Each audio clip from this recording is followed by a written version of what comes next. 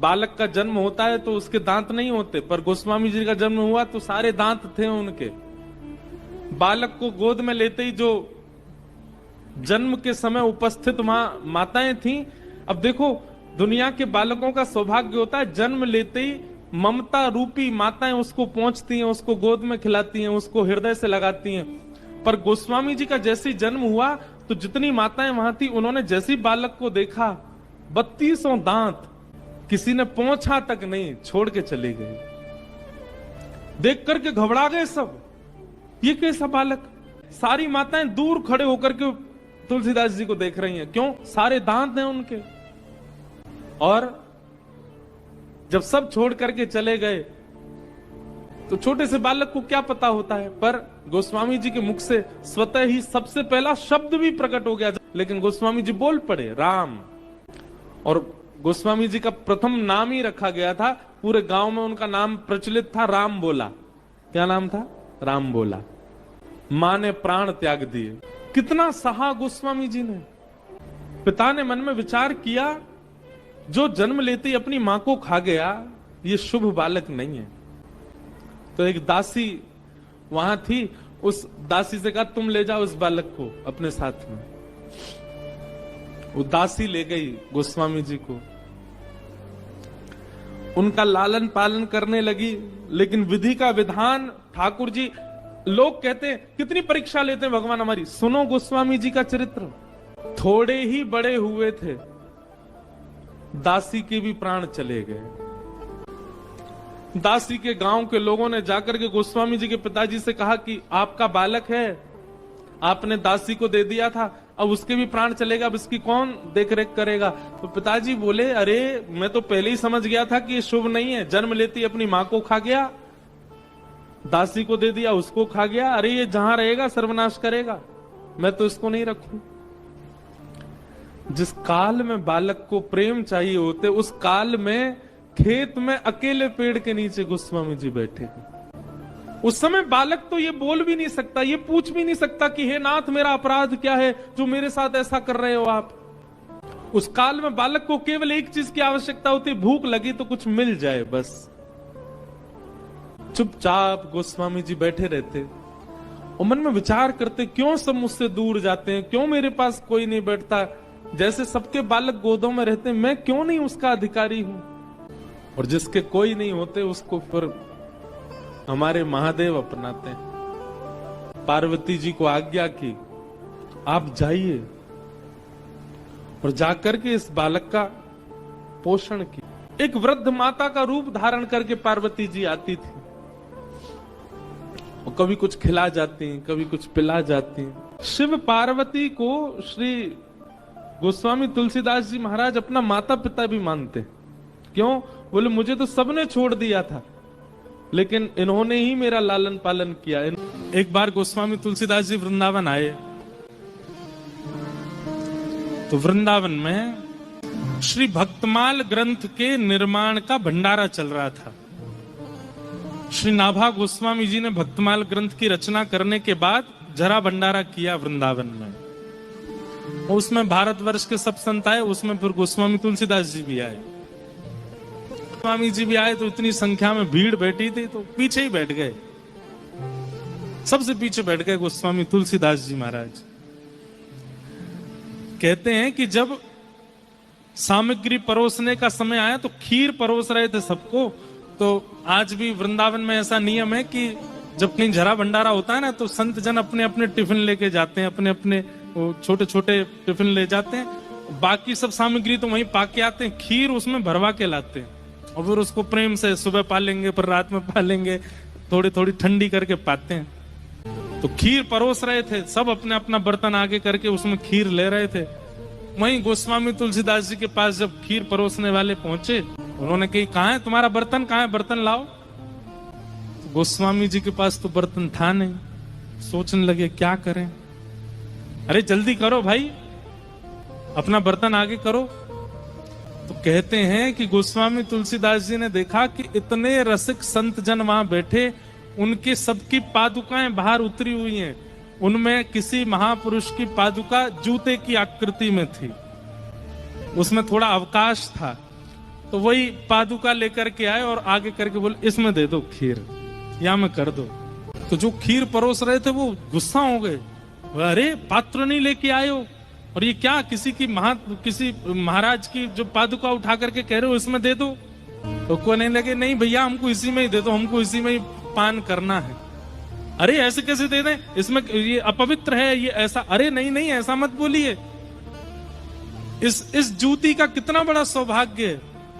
एक तो ये व्रजरज में रही है, प्रिया प्रियतम विराजमान होंगे, वो प्रिया प्रियतम को विराजमान करके चलता होगा, नीचे से ब्रजरज लगती होगी, ऊपर से उस महत्पुरुष की चरण रज लगती होगी। ये तो महापवित्र, इससे पवित्र पात्र तो हो ही नहीं सकता। अब तो मेरी भी हट है कि मैं इसी में ही खीर पीऊंगा।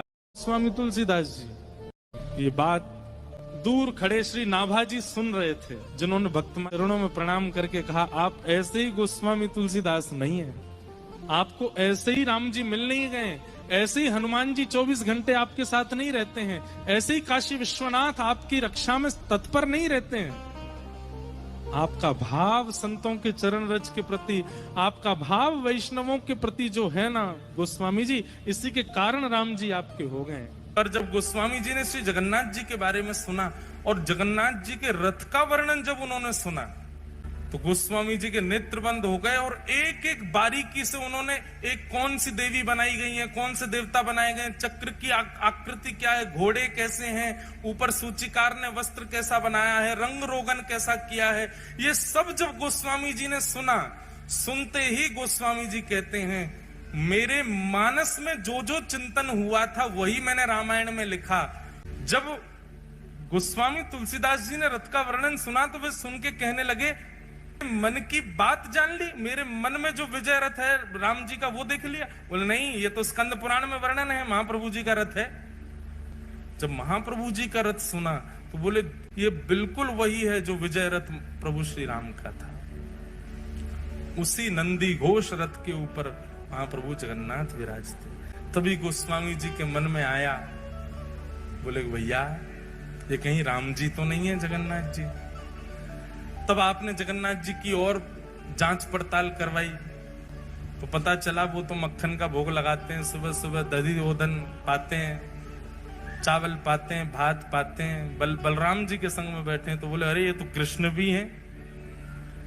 तभी आपको पता चला कि सुदर्शन जी बगल में विराजन, ओहो ये तो हरि भी हैं। तो राम कृष्ण हरि तीनों। गोस्वामी तुलसीदास जी महाराज उतावले हो गए, बोले कि मैं तो देखूंगा इनको। गोस्वामी जी गए जगन्नाथपुरी। जैसे ही जगन्नाथपुरी गए, जगन्नाथपुरी में जाकर के सबसे पहले तो आपने वहां के लोगों को देखा। क्या देखा? हरि हरि बोलो, हरि हरि बोलो, हरि हरि बोलो, मटक मटक करके नाच रहे हैं महाराज। गोस्वामी जी महाराज देख करके सीधे भोले भाले सब घूम रहे हैं, सबको देख के बड़े प्रसन्न हो गए। बोले वाह भैया। गोस्वामी जी महाराज जैसे मंदिर में प्रवेश करने लगे, पंडा पुजारी सब ने पकड़ लिए। गोस्वामी जी बोले लाओ दक्षिणा दो। गोस्वामी जी बोले पहले ठाकुर के तो दर्शन करो। बोलो वो बाद में होंगे, पहले दक्षिणा दो। गोस्वामी जी का मन हो गया खिन्न सा, बोले कि कलयुग है यहाँ तो भारी लूट रहे हैं, बताओ। गोस्वामी जी भीतर गए तो महाप्रसाद की सुगंधी आने लगी। महाप्रसाद की स्थिति देखी महाराज। तो गोस्वामी तुलसीदास जी महाप्रसाद देखने गए तो क्या देखा? एक व्यक्ति खड़िया फूटा हुआ घड़ा था, उसमें नेक्से से चावल लेके महाप्रसाद बना बना के पा रहा था। और पाते पाते उसने वो छोड़ दिया, उसमें कोई कुकर खाने लगा और जो हाथ था उसको यूं पोंछ लिया। तुलसीदास जी बोले जे क्या किया इसने? और वो झूठे हाथ से ही भीतर प्रवेश कर गया मंदिर में। माँ गोस्वामी जी बोले ये तो ऐसे तो लोग हैं आके। अब देखें ठाकुर कैसा है। भीतर जैसे प्रवेश किया, गोस्वामी जी के तो नेत्रों में आंसू आ गए। इनकी तो भुजा ही नहीं है, इनके तो नेत्र ही नहीं है, इनके तो कान ही नहीं है, नाक नहीं है, पैर नहीं है, कुछ भी नहीं है, अंग ही नहीं है इनका। तो मेरे प्रभु श्री राम बताया इनको, मेरे प्रभु श्री कृष्ण बता करके भेज दिया मुझे इनके पास। ये कैसे ठाकुर है? इतनी घबराहट होने लगी गोस्वामी जी को, तो तुरंत भागे वहां से। जैसे ही मंदिर से निकलने लगे तो एक वयोवृद्ध पुजारी बेंत लेकर के भीतर जा रहा था। गोस्वामी जी ने कहा तुम पुजारी हो क्या यहाँ के? बोले हाँ। बैंत लेके क्यों जा रहे हो गर्भगृह में? बोले लाला है, मानता नहीं, कभी कभी भय दिखाना पड़ता है इसको, इसलिए बैंत लेके जा रहे हैं। गोस्वामी जी का तो और मन खिन्न हो गया, दौड़ करके गए, बोले कि अब भी जाऊंगा यहां से, अब रुकना ही नहीं है मुझे यहां पर। इतना मन उदास हुआ महाराज। इतने में ही समुद्र के तट पर जाकर के गोस्वामी जी तो रो रहे थे, अपने ठाकुर जी का चिंतन कर रहे थे बार बार।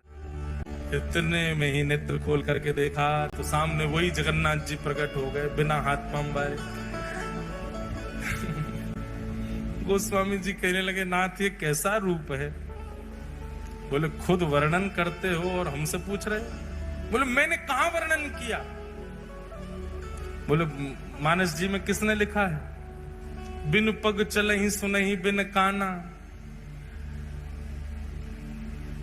कर्म करहु विधि नाना। बिना हाथ के सारे काम करता है, बिना कान के सुनता है, बिना नेत्रों के देखता है, बिना पैरों के चलता है। जाओ जाकर के मानस जी में चौपाई मिटा दो, क्यों लिखा आपने ऐसा? गोस्वामी जी के तो नेत्र सजल हो, नाथ नाथ नाथ क्षमा करो भगवान, मैं आपके भाव को पहचान नहीं पाया, आप मेरे लिए ऐसे बन के आए। ठाकुर जी बोले मैं रूप तो अपने भाव से धारण करता हूं, पर मेरे रूप से ना जाने कितनों के भाव पूर्ण होते हैं। गोस्वामी जी आपने मानस जी में ये जो भावना लिखी है ना, ये मेरे जगन्नाथ रूप की भावना है। मेरे भुजा नहीं है, पर फिर भी एकमात्र जगन्नाथपुरी ऐसा है जहां पर ठाकुर जी का महाप्रसाद कभी सामने नहीं रखा जाता। जो महाप्रसाद हम पाते हैं वो ठाकुर जी के सामने नहीं पधराया जाता। तो भगवान का गर्भगृह, उसके बाद में एक और सभा हॉल है, उसके बाद गरुण स्तंभ, गरुण स्तंभ के बाद भोग मंडप है, वहां ठाकुर जी का भोग रखा जाता। बीच में तो दर्शनार्थी खड़े रहते हैं, भोग मंडप में सामग्री रखते हैं और यहां से ठाकुर जी पाते। बोले कैसे पा रहे हैं? बोले भुजा है ना, ठाकुर जी ऐसे ऐसे करके पाते हैं, ऐसे ऐसे लेके पावे वहां से। सब दर्शनार्थियों के ऊपर से हाथ ले जाकर के ठाकुर जी पाते। एकमात्र, अरे विचित्र ही है श्री जगन्नाथ जी की सब लीला। ऐसे महाप्रभु श्री जगन्नाथ